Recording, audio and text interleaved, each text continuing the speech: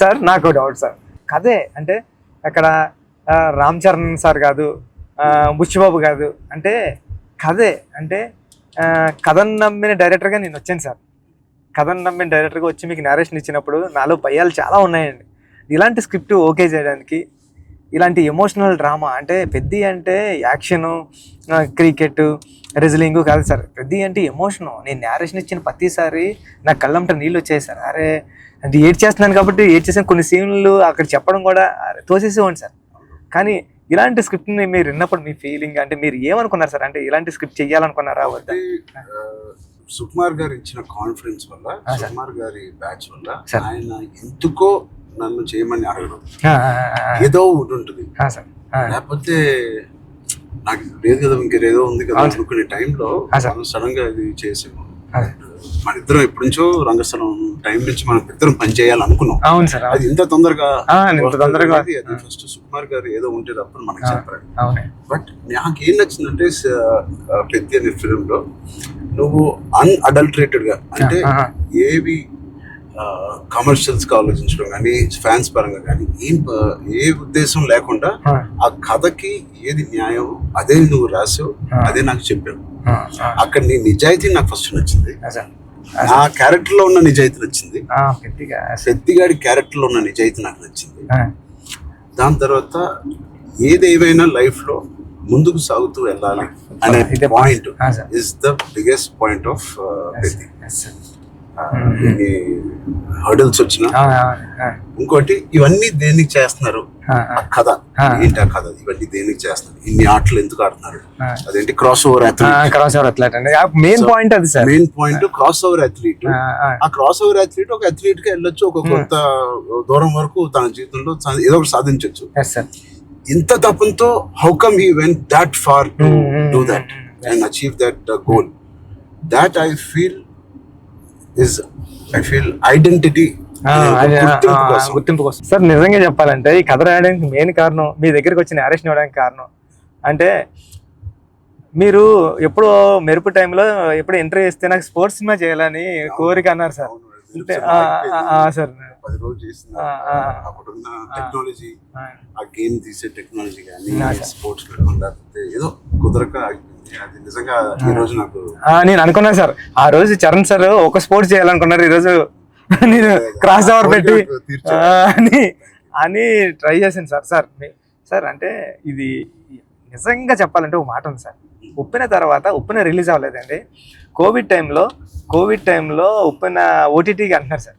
OTT వేసేద్దాం. చాలా వరకు 1 year 12 months వరకు ఒక వెయిట్ చేశారండి. కానీ ఇంకా కోవిడ్ ఎప్పుడు వెళ్ళిపోతుందో తెలుస్తలేదు సార్. అలాంటి సిచ్యువేషన్లో మా గురువు గారు ఫోన్ చేసి, సుకుమార్ గారు ఫోన్ చేసి అడిగితే, ఒరే ఇంక ఏం చేయలేమరా, ఇంక మనం హోల్డ్ చేసాం, ఇంకా ఈ పాండమిక్ ఎప్పుడో తెలుస్తలేదు, మనం వేసేద్దామరా అన్నారండి. ఓటీటీ వెళ్ళిపోతామరా అన్న టైంలో ఇంకేం చేయాలో తెలియక సుకు సార్ని అడిగాను, సార్ ఏం చేస్తే బాగుంటుంది సార్ అంటే, నీ దగ్గర ఉన్న లైన్లు చెప్పరా అన్నారండి. ఈ లైన్ చెప్పాను సార్. ఈ లైన్ చెప్పినంటే సుక్కు సార్ అన్నారండి, ఈ లైన్ అదిరిపోద్దురా, చేయరా, మళ్ళీ కొత్త ఫిల్మ్ అయిపోతుంది, ఐడియా కొత్తగా ఉంది అన్నారు. అవునా అని సార్ మీరు నమ్మరు, నాకు స్క్రీన్ షాట్ ఉంది, మా స్టూడెంట్ రామన్ గారు కూడా అది బుక్ మరి రాసిపోయి పిఠాపురం దత్తత స్వామి గుళ్ళకి వెళ్ళి కూర్చొని నాకు సెకండ్ ఫిల్మ్లో హీరో రామ్ చరణ్ గారు, మీకు చూపిస్తాను సార్ ఎప్పుడు నా ఏదైనా ఇంటర్వ్యూ. రామ్ చరణ్ గారు అవును సార్, చూపించాను సార్. మీకు హీరో బెల్లం ఫ్యాక్టరీలో వర్క్ చేస్తూ ఉంటాడు, క్యారెక్టర్ సూపర్ ఉంటుంది, పెద్ది అని రాశాను సార్. ఫస్ట్ ఫిలిం ఇంకా రిలీజ్ కాలేదు, సెకండ్ ఫిలిం రామ్ చరణ్ గారితో డ్రీమ్ అంటే నేను అనుకుంటాను సార్, మనిషి గట్టిగా కోరుకుంటే ఏదన్నా అయిపోతుంది సార్. గట్టిగా కోరుకోవాలి సార్. నాకు కూడా ఇంత గొప్ప సినిమాలో హీరోగా చేయడం అనేది గొప్ప రైటింగ్ రావడం అనేది, అది కూడా నేను ఎక్కడో అనుకున్నాను, ఎప్పుడో మెరుపు అప్పుడు అనుకున్నాను ఒక స్పోర్ట్స్ సినిమా చేయాలి. మీ సంకల్పమే సార్ అది. అప్పటి నుంచి 10 ఏళ్ళు అయిపోయింది మెరుపు, ఆల్మోస్ట్ 12 years అయిపోయింది. ఆ 12 years నుంచి నా కోరిక, నీ కోరిక ఏదో సార్ ఇద్దరిని సుకుమార్ గారు కలిపారు. సుకుమార్ గారు దేవుడు, మా గురుగారు తీసుకొచ్చి, అందుకే నేను ఎప్పటికీ మా గురుగారు రుణపడి ఉంటాను సార్. నిజంగా ఏదైనా అంత గట్టిగా అనుకోవాలనేది నాకు మళ్ళీ అనిపించింది. అనుకుంటే సాధ్యం అవుతుంది అనేది, అనుకుంటే అవుతుంది అన్నారు. మీరు ఏదైతే అన్నారో ఇదే మన కథ సార్. పెద్దిగాడు ఏది వదలడండి. పెద్దిగాడు పట్టుకుంటే అంటే చిన్న ఇన్సిడెంట్లకే ఈ జనరేషన్ అంతా అది కాదు ఇది అవుతులేదు అని కొద్ది ప్యానిక్ అయిపోయి రకరకాల డెసిషన్ తీసుకున్నారు కదా సార్. అలాంటి సిచ్యువేషన్లో పెద్ద చాలా ఇన్స్పిరేషనల్ క్యారెక్టర్ సార్. పెద్దిగడ అందరికీ హృదయంలో ఉండిపోతారు సార్. పెద్దిగడ చాలా ఇన్స్పిరేషనల్ క్యారెక్టర్ అంటే నిజంగా చెప్పాలంటే పాఠ్యాంశాల్లో అంటే బుక్స్లో ఉండాల్సిన క్యారెక్టర్ అండి. 7th క్లాస్ నాన్ డీటెయిల్లో ఉంది సార్. అంటే పట్టుదల ఉంటే సాధించలేనిది లేదని. అలాంటి బుక్ లో నేను రాసినప్పుడు నాకు ఆ కథ గుర్తొచ్చిందండి. అరే విక్రమాదిత్య ఏదో అండి అతని పేరు. అతను చాలా స్ట్రగుల్ అయ్యి అనుకున్నదాన్ని రీచ్ అవుతాడండి. అంటే పెద్దికి కూడా విజయం అంత ఈజీగా దొరకలేదండి. పెద్ది చాలా స్ట్రగుల్ అవుతా తన విజయాన్ని, తన డెస్టినేషన్ ని, తన గోల్ ని రీచ్ అవ్వగలిగాడు కానీ అంత ఈజీగా నీ జనరేషన్ చిన్న వాటికే కొద్దిగా ప్యానిక్ అయిపోయి అది కాదు ఇది కాదు అంటారండి. ఇది చాలా ఈ జనరేషన్ సెట్ అవుతుంది. ఈ జనరేషన్ కి చాలా ఇన్స్పిరేషనల్ స్టోరీ. మోటివేషన్ అంటే ఐ ఫీల్ ఒక వ్యక్తికి మోటివేషన్ దొరకడం పొద్దున్న లేచి అంటే ఇలాంటి సిచ్యువేషన్ వచ్చి నా లైఫ్ లో కూడా వచ్చింది. ఇది వాళ్ళ జనరేషనే కాదు, కోవిడ్ టైంలో అందరికీ ఒక రకంగా కొట్టింది కదా కోవిడ్. మానసికంగా కొట్టింది, హెల్త్ పరంగా కొట్టింది, ఫైనాన్షియల్ గా కొట్టింది. ఈ వేరే రకాలుగా కొట్టినాయి. నాకు కూడా ఒక రకంగా కొట్టింది. And it was very low phase అవన్నీ అను, కానీ ఇట్ ఈస్ అంత స్ట్రాంగ్ వర్డ్స్ నేను వాడట్లేదు, కానీ ఒక కన్ఫ్యూజ్డ్ స్టేట్ లో ఉండేవాళ్ళం. అంటే అప్పటికి RRR మధ్యలో మీకు కూడా సార్, నాకు కూడా RRR 30-40% అయిన తర్వాత ఆ బ్రేక్ పడింది. అయితే 50% తర్వాత ఆ బ్రేక్ పడింది. పీక్ లో నా ట్రైలర్ రిలీజ్ అయింది. అంటే అంత పీక్ బాడీ లో RRR స్టాప్ అయింది. సో ఏం చేయాలి? జిమ్ నేను ఒక అపార్ట్మెంట్ లో ఉండేవాడిని అప్పుడు. దాని తర్వాత ఇప్పుడు ఇంటికి షిఫ్ట్ అయ్యాను కదా. సో అక్కడి నుంచి అసలు ఉన్నారా, మన చుట్టూ ఉన్న వ్యక్తులు ఒక్కొక్కరు చనిపోవడం చూసి ఆ ఉపాసన ఇంట్లో ఉండడం వల్ల ఆ హాస్పిటల్ కాల్స్ విని నేను ఇంకా ఆఖరికి నా హోమ్ థియేటర్ లో కూర్చొని టీవీ చూస్తూ ఉండేవాడిని. పక్కన ఆవిడ అక్కడ ఉండేది. అది వినలేక నేను ఒక్కడనే ఉండలేక, బికాస్ ఆవిడతో ఉంటే ఏదో ఒక కాలక్షేపం ఉండేది. హోల్ కోవిడ్ నువ్వు నమ్మవు, ఉపాసన ఒక రూమ్ లో తన కాల్స్ పాపం తన అందరు పేషెంట్స్ ని డైవర్ట్ చేయడం అవన్నీ చూస్తా ఉంది. నేను ఇంకో రూమ్ లో అలోన్ గా ఆల్మోస్ట్ ఫ్యూ మంత్స్ నేను ఒక్కనే వెళ్ళాను. అది నాకు గట్టి కొట్టేసింది. అంటే ఒంటరిగా ఉన్నప్పుడే నీకు థాట్స్ వస్తాయి. అది ఓవర్ గా నువ్వు అన్ని రోజులు ఒంటరిగా ఉన్నప్పుడు ఆ థాట్స్ వేరేగా మారుతాయి. అలా మారినప్పుడు నేను మానసికంగా కొంచెం లో అయ్యాను. ఆ టైంలో నాకు తెలిసి తిరిగి కోవిడ్ రీఓపెన్ అవుతున్నప్పుడు, ఏవో చాలా ఇష్యూస్ ఉన్నప్పుడు నాకు రాజమౌళి గారు నీకు ఫోన్ చేశాను. రాజమౌళి గారికి ఫోన్ చేసి, సార్ ఒకసారి కలవాలి మిమ్మల్ని అంటే ఆయన వచ్చారు. ఏం చేయాలంటే మళ్ళీ షూటింగ్ స్టార్ట్ అవుతుంది. నాకు అదే జోష్, ఏదైతే షూటింగ్ మనం ఆపామో ఆ టైంలో నాకున్న జోష్ అది రావట్లేదు సార్. నాకు ఏంటో అర్థం కావట్లేదు. ఇంత పెద్ద సినిమా, ఇంత పెద్ద డైరెక్టర్తో నేను చేస్తున్నాను, ఏమవుతుంది నాకు, ఎందుకు నాకు మోటివేషన్ రావట్లేదు అంటే ఆయన చెప్పిన మాట ఇవాల్టి వరకు I have kept it in my heart. ఎప్పుడైనా చరణ్ అది మోటివేషన్ ఏదో ఒక పెద్దది వస్తేనే రాదు. దీనికన్నా పెద్దది ఏముంటుంది? RRR కన్నా పెద్దది మోటివేట్ చేయడానికి. అయినా నాకు రేపు పొద్దున లెగిసి వర్కౌట్ చేసి మీ షూటింగ్ కి రావాల్సిన మోటివేషన్ నాకు రావట్లేదు. అందం ఏంటి నేను? సో చరణ్ అలా కాదు, షూటింగ్ కి ఇంకా 20 days టైం ఉంది. ఇంకో 20 days లో లాక్డౌన్ ఓపెన్ చేస్తున్నారు, ఫస్ట్ లాక్డౌన్. సో నీకు 20 days టైం. ఒక పని చెయ్యి, స్టార్ట్ స్మాల్. ఈ రోజు నేను ఇవాళ లెగిసి ఏదో పని అనుకోవాలి. ఆ పని కోసం నువ్వు లెగాలి, ఆ పని దొరకాలి. ఆ పని ఏంటి? ఏమి లేదు ఇప్పుడు కోవిడ్ లో. ఆ పని ఏముంటది? ఎక్కడికి ఎలా ఉండదు. నా బెడ్రూమ్ ద బెస్ట్ బెడ్రూమ్, అంటే cleanest bedroom in Jubilee hills లాగా మార్చాలి. అంటే ఎవ్రీ కార్నర్ క్లీన్ చేసుకోవడం, అంటే అదే పని. ఇంకా ఒక పని వెతుక్కోవడం అనమాట. ఒక కారణం వెతుక్కోవడం ఆ రోజు లెగడానికి.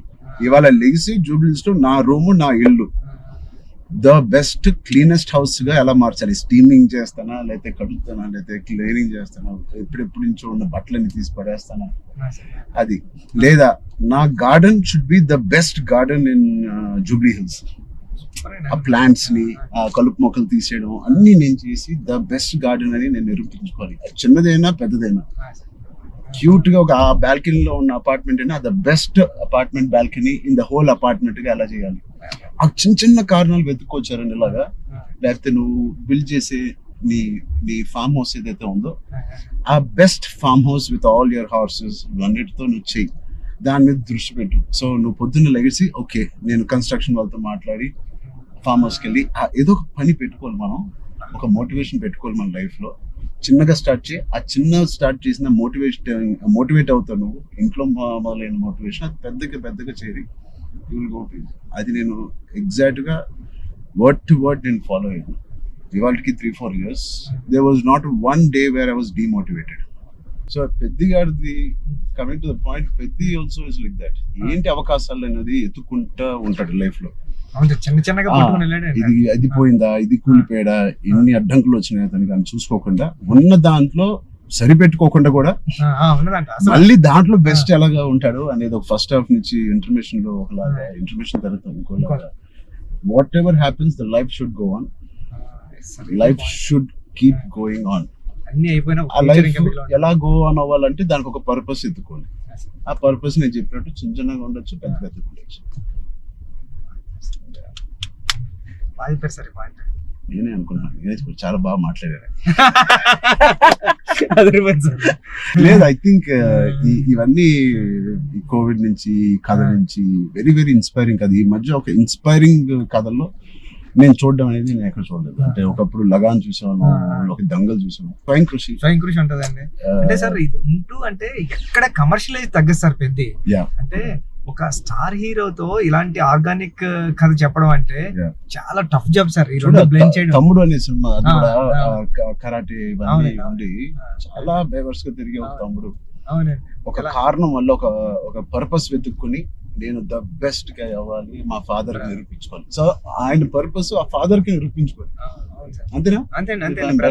బ్రదర్ ఒకటి బ్రదర్ కాళ్ళు ఇరిగింది, అది ఫాదర్ వీడేం చేస్తాడు బ్రదర్ కాళ్ళు అంటే. సో ఆ కారణం ఒకటి ఎత్తుక్కోవడం అనేది, అది నీ సినిమాలో నీ కారణం అనేది is the most biggest commercial point. దానికి audience will be shocked. Waiting sir, దానికోసం టెన్షన్ గా ఉందండి. పెద్ది అంటే పెద్ది అన్నదే అంత ఒక స్టోరీ అండి. ఇంకా స్టోరీ మీరు రామ్ చరణ్ గారు కనిపించలేదు సార్, చూసిన వాళ్ళు అందరూ కూడా అదే చెప్తున్నారండి. రామ్ చరణ్ గారు కనిపించకుండా దాంట్లో అంతలా ఇన్వాల్వ్ అయిపోయారండి మీరు. ఒక పావు గంట ఒక హాఫ్ అన్ అవర్ సినిమా తర్వాత పెద్ద క్యారెక్టర్ లోకి వెళ్ళిపోతాం సార్. కానీ మీకు జాన్వీ క్యారెక్టర్ కూడా లుకింగ్ సో బ్యూటిఫుల్. అండ్ నువ్వు అనుకున్నప్పటి నుంచే జాన్వీ కపూర్ అని అంటానే ఉన్నావు. కానీ అమ్మాయి కూడా ఒక హీరోలో ఉంటుంది సార్. అక్షయమ్మ క్యారెక్టర్ అంటే చాలా strong character sir. Akshayamma very good aura. Every time Janhvi screen మీద వచ్చినప్పుడు ఆవిడ ఆరా సగం పని చేసుకుని వెళ్ళిపోతుంది. కొన్ని వాళ్ళు అమ్మకున్న ఆరా ఆవిడకి స్ట్రైట్ దిగిపోయింది సార్. కొన్ని సీన్స్ లో శ్రీదేవి గారి లాగా అనిపిస్తుంది. వచ్చి సార్ సరదాగా మాట్లాడుకుందాం, అన్ని అయిపోయినాయి సార్. ఇప్పుడు నిజమైన టాపిక్ మాట్లాడదాం సార్. చెప్పండి సార్. నిజంగా ఒక మంచి సినిమా తీయాలంటే ఎంత శ్రమ పడతాం మనకు తెలుసు. అంటే ఏది ఇచ్చినా కొద్దిగా మంచి కంటెంట్ ఇవ్వాలని అందరూ గర్వపడే సినిమా, నిజంగా అందరూ ఇన్స్పైర్ అయ్యే సినిమా. ఫ్యాన్స్ అందరు కదా నిజం సార్. ఎందుకంటే చాలా మంచి సినిమా తీశారు మా హీరో గారు అన్న చెప్పుకోవడానికి అంత ఉంటది సార్. మీకు గుర్తుందా సార్, ఈ సినిమా తర్వాత చాలా మంచి పేరు వస్తుంది, మీకు చాలా మంచి పేరు వస్తుంది అని చెప్పింది. మంచోని కదా కాదు సార్, ఇంకా మంచి పేరు వస్తుంది అని. అంటే సార్ మీరు ఒక మాట అన్నారు, ఇన్స్పైరింగ్ పర్సనాలిటీ లైఫ్. సార్ మీరు ఒక మాట అన్నారు గుర్తుంది సార్. అప్పుడు ఉపాసన మేడం గారు ఉన్నారండి. ఉపాసన గారు అంటే బుచ్చి నాకు మంచి పేరు వస్తుంది అంటే ఈ పేరు ఏదో పెళ్లికి ముందు వచ్చింటే ఇంకా ఇంకా మంచి సంబంధం వచ్చింది నాకు అని మేడం పక్కన చెప్తున్నారండి. మేడం అన్నారండి. అంటే అంత మంచి కథ రాసావంటే అసలు సంబంధాలు మనకి అలా లైన్ లో వస్తాయి. అంత అయిపోయింది. రెహమాన్ సార్ ఆర్ఆర్ వచ్చేస్తున్నారు. లేకపోతే నేను అవ్వకపోతే సార్తో ఎంత అలాగా నేను రాలేను సార్ అని బతిలాడుకున్నాను. అయిపోయింది వర్క్. ఓలా బుక్ చేస్తాను చెప్తున్నా సార్. చాలా దూరం తీసుకొచ్చారు సార్ మిమ్మల్ని.